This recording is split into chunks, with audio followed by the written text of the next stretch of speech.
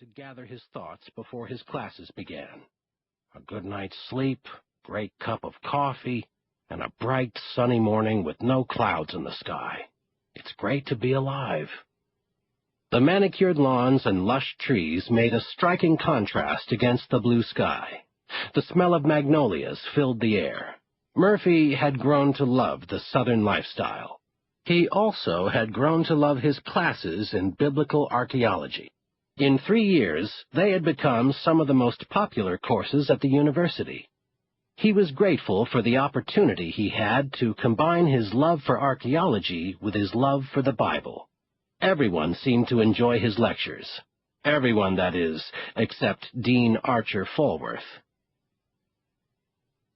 Murphy glanced up as Sherry bounced into the office, her sparkling green eyes alive with energy. "You seem pretty happy for an assistant who's late to work," Murphy teased. "I would have been here early if I didn't have to stop to pick up your mail," she replied, smiling and dropping a stack of letters, magazines, and a small box on his desk. The brown paper-wrapped box caught his attention. It bore no return address, only the name Tyler Scott. There was no sound when he shook it. Sherry was pretending to be busy, but Murphy could see her eyeing the box. It could be some unusual new artifact from a distant land. She was a dedicated archaeologist, and she was extremely curious. Because Murphy loved to tease Sherry, he set the box down, picked up his lecture notes, and started to review them. "Aren't you going to open it?" Sherry asked. "Open what?" "You know exactly what. Here's some scissors."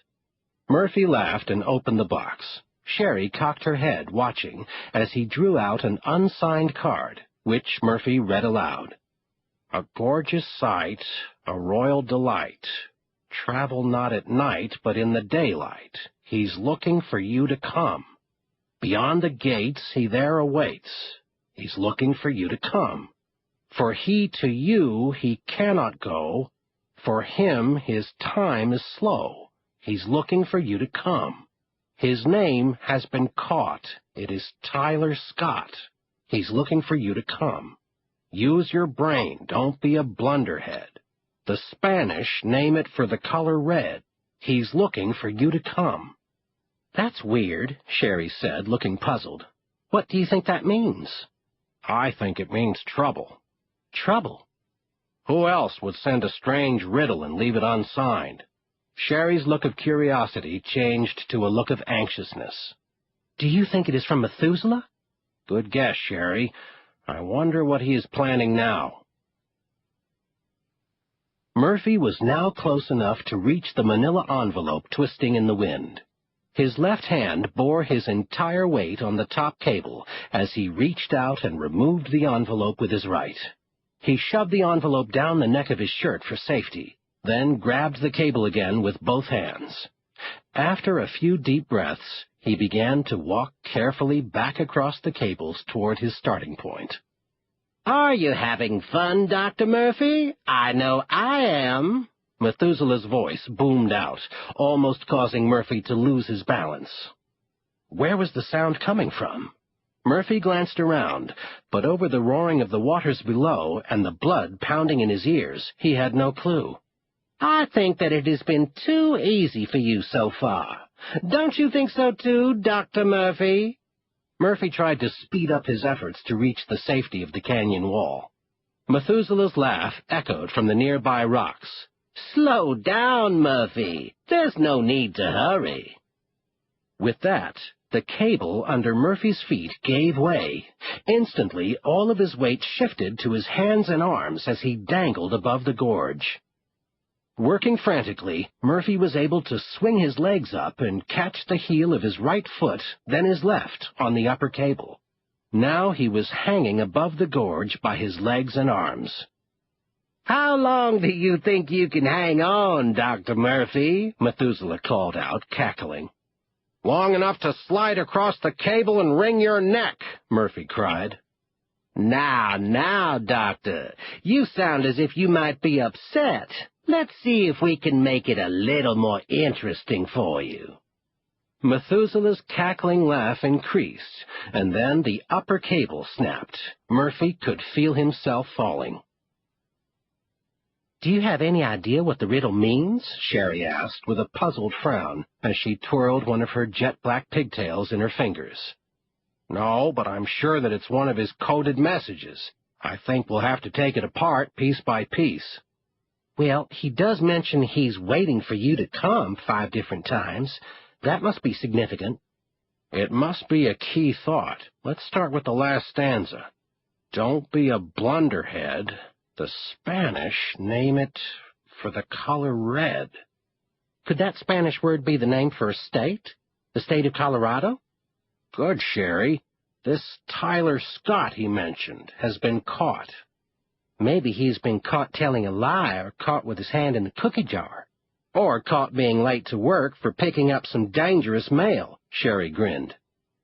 Murphy smiled. "Or maybe he's been caught by the police. Look at the phrase, 'his time is slow.' He may be doing time in prison." "That would tie in with the gates, and that he cannot go, but you must come to him. How about gorgeous sight, a royal delight? What's that all about?" Colorado, prison, gorgeous sight, a royal delight. Murphy paced the floor, repeating those words and brushing his fingers through his hair. Then he stopped suddenly and looked at her. "I think I've got it." "Well, don't keep me in suspense. What have you got?" "When I was a young boy, I visited Colorado with my parents. We flew into Denver and rented a car and spent almost a month exploring the state. On one of those trips, we went to Colorado Springs and Pikes Peak. From there, we went to a town called Pueblo. West of Pueblo is Canyon City. What do you think it is famous for?" "Canyons?" "Quick, Sherry. No, it's famous for the Canyon City State Penitentiary. It has a bizarre history." "Bizarre sounds like it's right up Methuselah's alley. It's his kind of place. He should live there permanently." "It was the home of the do-it-yourself hanging machine. One of the prisoners designed a self-triggering platform that would eliminate the need for a formal execution. The person who was to die would pull the lever himself. The machine operated through a series of pulleys. The pulleys would put 300 pounds of pressure on the rope. This would throw the prisoner's body upward and instantly break his neck. Everyone thought that this was an improvement over strangling slowly on the end of a rope." "Yuck! That doesn't sound like much of an improvement to me," Sherry exclaimed. "Well, the rest of the prisoners on death row didn't like it either. They then installed Colorado's first gas chamber, called Roy's Penthouse, in honor of Roy Best, the warden of the prison. Their most famous prisoner was Alfred Packer, the first Hannibal the Cannibal. He was put into prison for eating other people." "Where do you come up with these things?" Sherry knew that Murphy's mind was loaded with strange trivia. Sometimes it drove her crazy. "What does that have to do with the note?" "I'm getting to that. Near Canyon City is the Royal Gorge. Get it? A gorgeous sight, a royal delight. The world's highest suspension bridge spans the gorge at the height of 1,053 feet. Feeling the bridge move on its cables and the surface shake under you as cars drive by is quite an experience. Next to the bridge is an aerial tram with one of the steepest incline railways ever built. In some places, the distance between the gorge walls narrows to only 30 feet. It's truly spectacular. They've even built an amusement park there. I'll bet you a Sanskrit manuscript that Tyler Scott is a prisoner in the Canyon City State Penitentiary. Sherry, call the prison and check if they have an inmate named Tyler Scott. Next week is spring break, and I could do with a little vacation." Murphy heard a buzz, then the sliding sound of a metal door shutting and locking behind him. He was in a small cubicle with one wooden chair placed in front of an 1.5-inch thick glass window. On the wall next to the window was a phone. Murphy looked around. The drab green paint was chipped and scratched. Names and messages were etched into the old surface. It looked as if it hadn't been painted in 20 years. After another muffled buzz, Tyler Scott entered the chamber opposite the glass window. Tall and thin, and wearing an orange prison jumpsuit, he looked to be about 27 years of age.